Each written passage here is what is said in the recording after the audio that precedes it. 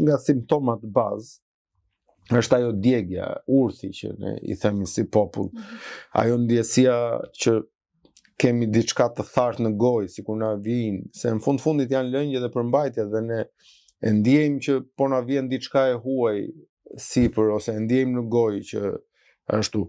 Ato djegjet që shpesh herë ngatrohen dhe me dhimbjet e zemrës, djegjet e kraharorit sidomos.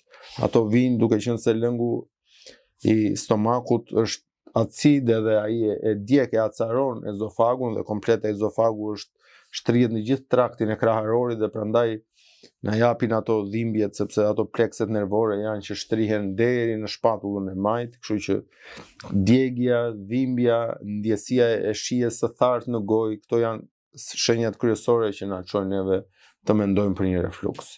Por ajo që është më kryesore është shpeshtësia që ndodh edhe kur ndodh. Sa shpesh? Zakonisht mund na alarmoj. Atëherë, deri në një herë në javë është e pranueshme. Nëse ndodh më shumë se një herë në javë dhe nëse kjo më shumë se një herë në javë ka një kozgjatje mbi 1 muaj, mbi 2 muaj, atëherë mund të mendojmë që është një sëmundje e refluksit.